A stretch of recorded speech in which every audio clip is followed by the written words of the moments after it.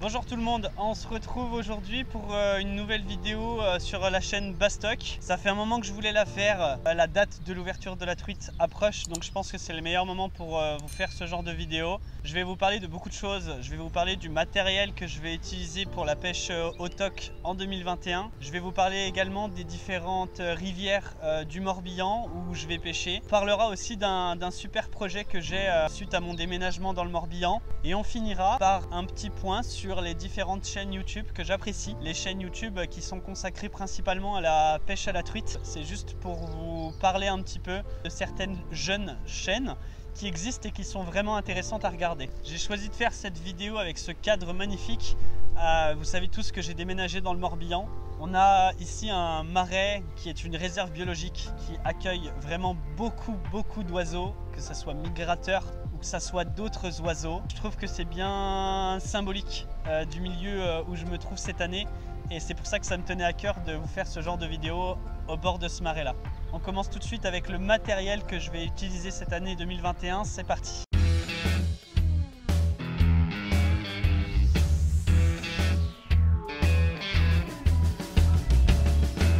Alors je vais vous montrer plusieurs cannes. Cette année je vais pêcher avec différentes cannes, des cannes Caperlan, des cannes Sampé.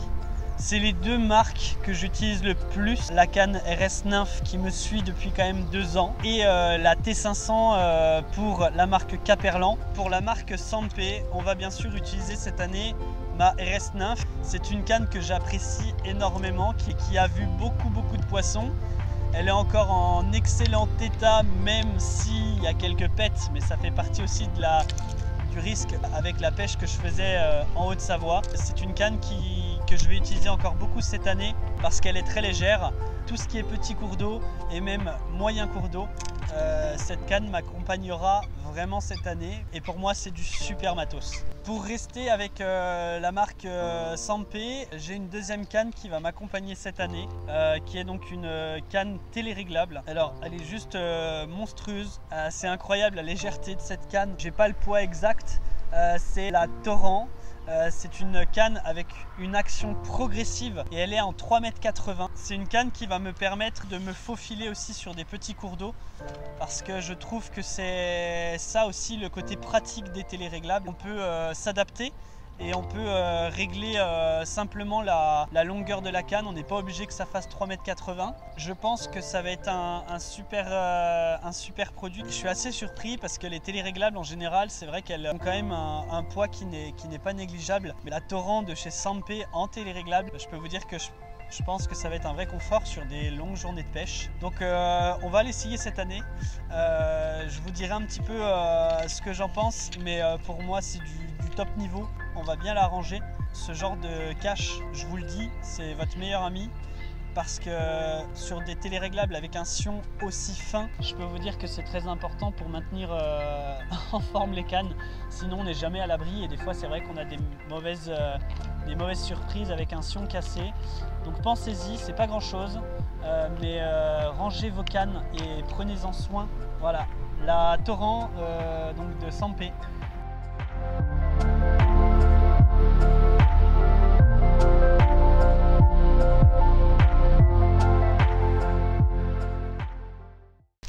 Allez, ensuite on part sur du matériel, la marque Caperlan.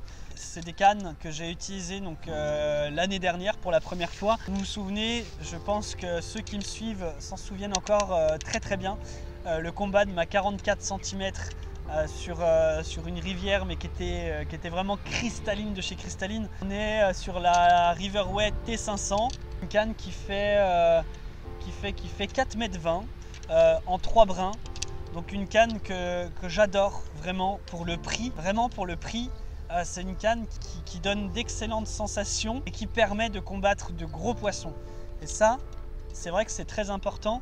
Et cette année, je passe également avec donc la Riverway T500M. C'est le prototype évolué de la T500 Riverway de l'année dernière. Celle-là, donc c'est la toute dernière. Elle est en 3,90 donc c'est intéressant. Elle est un petit peu plus petite. Elle va s'adapter aussi bien peut-être à des rivières moyennes, grandes rivières, petites rivières aussi. On va essayer ça. Sa légèreté, vous pouvez y aller les yeux fermés, c'est une canne qui est ultra légère et qui donne de très très belles sensations. Elle a encore son étiquette, elle est encore toute neuve, mais elle demande qu'à être montée.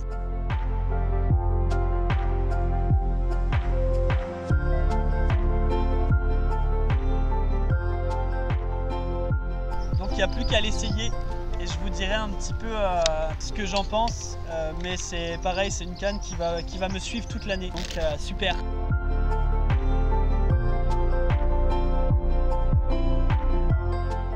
Alors ensuite, j'ai fait une vidéo l'année dernière sur la pêche au bouchon de Decathlon qui a très bien marché et qui continue de bien marcher avec l'ouverture de la truite qui approche. C'est la téléréglable, donc c'est la T-Travel. C'est une canne qui est très abordable au niveau du prix et qui se faufile partout avec sa longueur, donc ça reste une canne pratique. C'est pas une canne que je vais utiliser beaucoup cette année, mais elle fait partie de mon matériel. Elle peut très bien s'adapter quand c'est difficile d'accès, etc. Donc la T-Travel qui fait partie de mon matériel en 2021. On finit avec Caperlan, avec cette canne, donc une Riverway en 4,50 m, une canne très très costaud qui est très longue et qui va me servir à pêcher sur des grandes rivières. Et je vous parlerai aussi dans la troisième partie de mon projet de pêche au toc. Une canne qui est très très costaud, c'est pas une canne qui serait adaptée à une pêche sur 7, 6, 8 heures dans la journée. Mais par contre pour des gros spécimens, là je pense que j'ai quelque chose de solide, donc c'est très intéressant quand même. On a fait un tour sur les cannes, je vous montre un petit peu maintenant les épuisettes qui seront avec moi pour l'année 2021. Les voilà, on est sur quoi? On est sur une marque que j'apprécie énormément, qui me suit depuis l'année dernière. C'est Joe Pêche Isère qui m'en avait parlé et du coup je lui ai fait confiance et j'en suis pas du tout déçu. C'est Pafex. J'ai deux épuisettes cette année qui vont faire partie de mon matériel. Une donc qui se clipse, celle-là vous la connaissez, elle m'a suivi toute l'année dernière. Donc, la maille est hyper résistante et ça c'est quelque chose qui est très important parce que une épuisette on le sait bien, donc le matériel est très résistant et on connaît bien Pafex pour ses épuisettes. C'est son produit phare avec la solidité de l'armature. Il y a bon nombre d'épuisettes qui sont sur le marché et auxquels on n'est jamais trop sûr de la résistance, de la solidité, de la légèreté aussi et de l'aspect pratique. Donc on a celle-là qui va me suivre toute l'année et j'en ai une autre plus légère, donc celle-là se met plus au niveau du dos, mais sa légèreté sera très pratique. Donc on essaiera ces deux produits. On a vu ensemble tout ce qui est canne, tout ce qui est épuisette. On va parler un petit peu maintenant de la tenue que j'ai en général sur mes sorties. On est bien sûr sur les mêmes chaussures que l'année dernière, les Bestart que j'avais achetées donc pour l'ouverture en 2020. C'est des chaussures qui vont me suivre encore 1 ou 2 ans je pense, parce qu'elles sont en excellent état. Je vous en avais beaucoup parlé sur la vidéo de l'année dernière, sur l'ouverture de la truite. Et bah je garde toujours le même avis, c'est toujours un produit que j'apprécie. Je mets toujours une petite combinaison néoprène 3 mm que j'avais acheté. Et en bas, il suffit que je mette une paire de chaussons en néoprène qui me permet donc de rester au chaud sur les parties de pêche. Beaucoup d'entre vous me demandaient si j'avais les pieds mouillés ou si vraiment c'était entièrement imperméable. Non, on a toujours un petit peu les pieds mouillés, mais par contre c'est vrai qu'avec le chausson néoprène ça permet de garder la chaleur et ça c'est important, sachant qu'on est toujours en train de bouger à la pêche. Elles seront encore avec moi cette année, les Bestard. J'apprécie énormément pour le côté solide. Alors qu'est-ce qu'on aura dans le dos? On aura toujours le sac que j'avais acheté, c'est un sac imperméable qui permet donc de mettre un petit peu tout son matériel dedans. Alors j'utilise très souvent des sacs imperméables parce qu'on n'est jamais à l'abri qu'il y ait un petit accident de fait sur une rivière ou qu'on tombe ou qu'une connerie comme ça se passe. C'est pour ça que j'accroche toujours cette petite pochette aussi imperméable pour le téléphone. C'est bête mais ça sauve parfois des téléphones qui tombent dans l'eau quand on est pêcheur. Donc ce sac là fera également partie de mon matériel en 2021. C'est un sac tout simple qui est léger et qui a de la place à l'intérieur et c'est le plus important.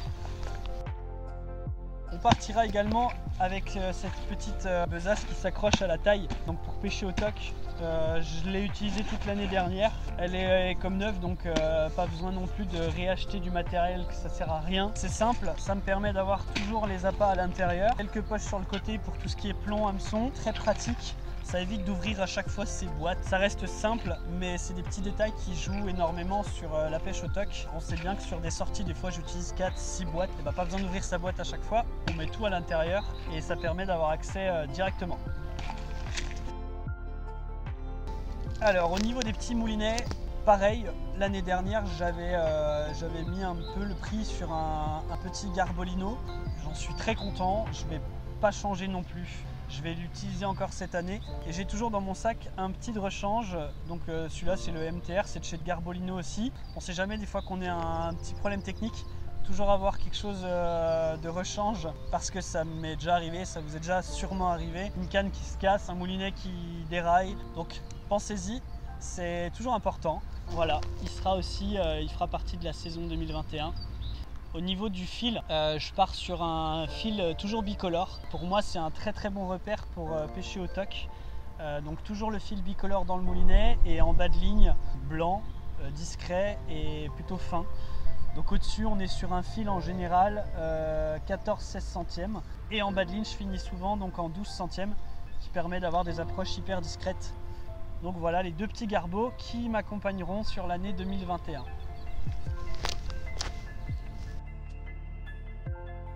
Alors au niveau du petit matériel, cette année je vais utiliser différents hameçons. J'ai envie de faire plusieurs tests. J'ai décidé de partir un petit peu sur des hameçons Honor. J'avais déjà testé, j'avais déjà apprécié. On en essaiera plusieurs. Il y en a beaucoup qui existent. Mais c'est vrai que ça sera intéressant d'utiliser différents hameçons pour voir lesquels sont les plus performants. Au niveau du fil, je suis sur deux fils différents.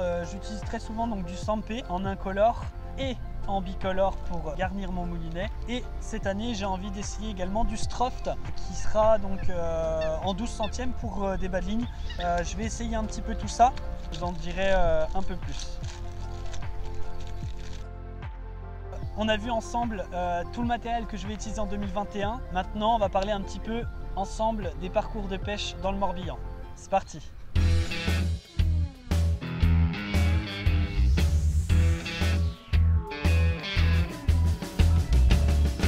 Alors cette année, j'habite maintenant dans le Morbihan. Voilà, on a des parcours de pêche qui sont bien différents de la Haute-Savoie. C'est pas grave, on s'adapte. Et du coup, j'ai prévu pas mal de projets pêche au toc sur ce département. En premier, j'ai plusieurs rivières à truites que je vais découvrir, que je vais arpenter.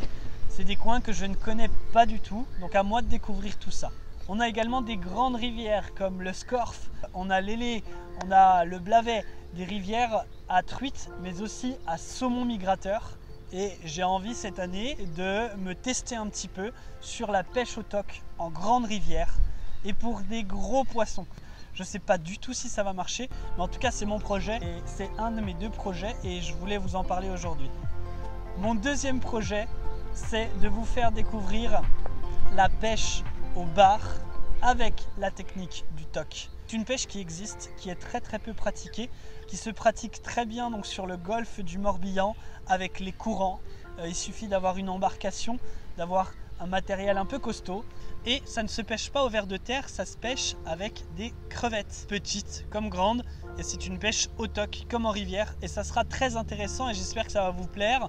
Moi j'ai hâte en tout cas de découvrir ce genre de pêche parce que c'est tout nouveau et que très peu de monde connaît ce genre de technique.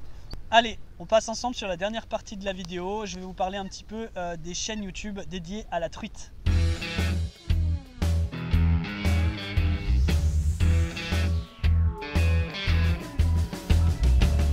Il y en existe beaucoup, on le sait.